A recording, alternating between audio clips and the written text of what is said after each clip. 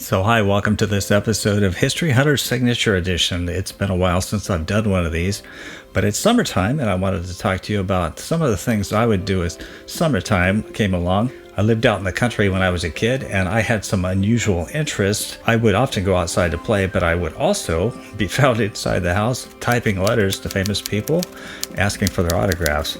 Because I found an incredible thrill getting something in the mail from somebody like Governor Ronald Reagan. If a celebrity did answer me, pity the poor soul, because I would write to them over and over and over. Such was the case with Milton Eisenhower, the brother of President Dwight Eisenhower and a university president.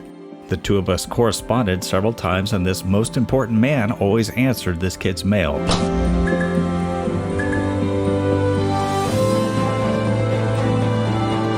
Naturally, I wanted to know what it was like growing up in the Eisenhower house. I had toured the house as a kid and was in awe of being where a future president was raised. I found that Milton Eisenhower always wrote letters of interesting content. Let me share a few. In this one dated June 8, 1977, when I was just 15, he wrote, "Dear Jeff, I was glad to have your letter, but I fear my reply will not be what you hoped for. My brother was 9 years older than I, so you will understand that few humorous incidences would develop between us when I was a youngster. From 1933 until the time of his death, he and I were intimate friends and co-workers. He often helped me with my professional work, and I helped him, as you will learn if you read my last book, The President is Calling, a copy of which may be in your local library. In that volume, I relate several anecdotes involving President Eisenhower, all relating to the European War and the presidential periods of his life.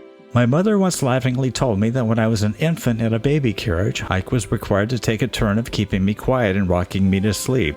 He had a patented method of doing this without disturbing his own pleasure. He was always reading history, as evidently you do. So he would lie on the floor with his legs under the carriage, push the buggy forward with one foot, and pull it back with the other, all this time reading history. Most of my older brothers, 5 of them, I the youngest, were good athletes. I wasn't. I could make the second baseball team, water boy for football, and a place on the relay team in track. So I decided I had to do something to live up to the expectations of my older brothers. I therefore determined to be a scholar. Ike, with enthusiastic approval, said he would give me $1 for each A I got on my report card. From then on, I would receive only A's, grade school, high school, and later in college. That would have cost Ike more than he could afford. In later life, when we were both well off, we often laughed about the fact that I never got paid. I'm sorry to send you a typewritten letter, but at the age of 77, I do very little handwriting. I will add a brief postscript to show you the inadequacy of my writing." Then there was this letter that he fired off from Johns Hopkins University on November 7, 1977. "Dear Jeff, enclosed is the Eisenhower envelope which I have autographed. You asked about my mother and father. Mother was a studious, talented person and a superb manager of a large family. She played the piano, sang, read a good deal, helped neighbors when they were ill, and supervised the studies, chores, and playtimes of 6 growing sons. She had cute tricks which she had employed to avoid difficulties among the boys. When we had a large cake or pie, one brother was assigned to cut it, and it was he who had the last piece. Hence we learned to cut a cake or pie so carefully that one would have to use a micrometer to distinguish between pieces. The chores, involving an acre of orchard, a half acre of garden, horse, cow, chickens, and housework, were assigned to the brothers and then rotated each week. As we all know, there was no discrimination. Father was also a studious individual. He was fluent in English and German and read and wrote Greek, but did not speak it. He read a great deal. He was a stern but fair disciplinarian. Fortunately, he believed that each child should choose his own field of specialization, and thus he never tried to influence the choice of any of us. You asked what influence our parents had on us. In addition to their own exemplary relationship, which obviously had a salutarian influence on the 6 brothers, father and mother taught us to abide by the cardinal concepts of the Bible, including the 10 Commandments, and also gave us the opportunity at young ages to learn the indispensable lesson of responsibility.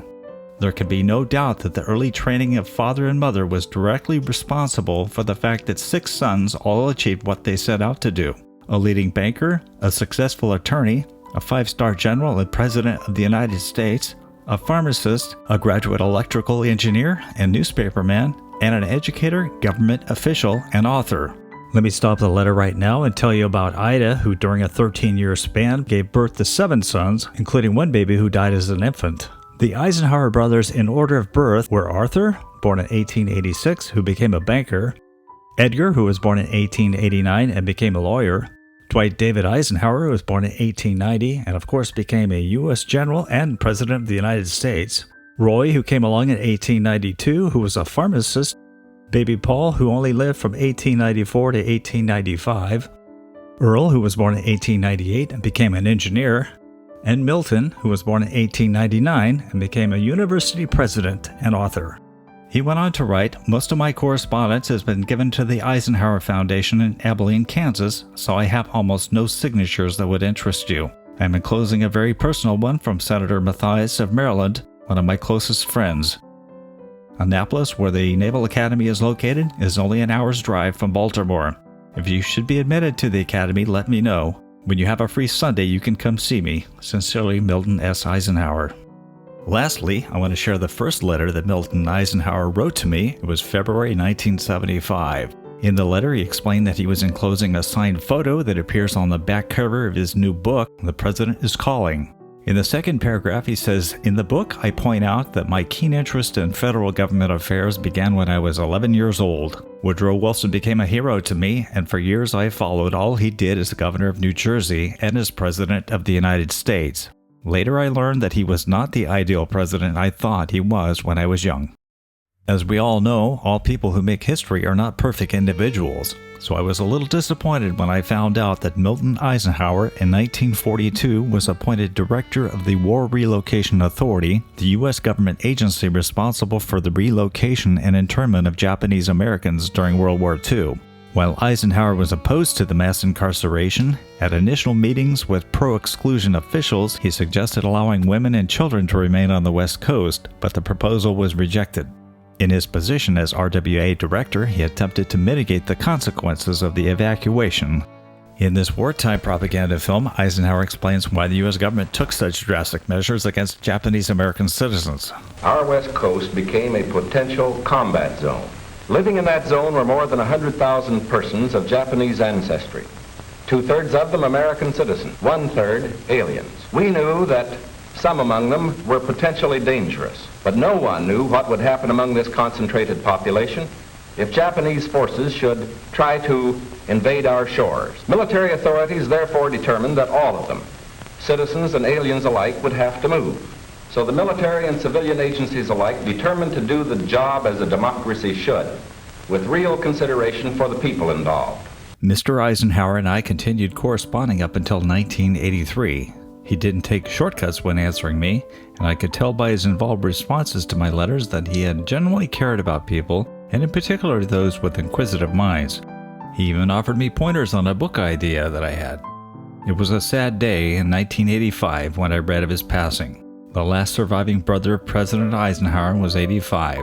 He is buried in the Center County Memorial Park in State College, Pennsylvania, next to his wife Helen, who died 31 years prior.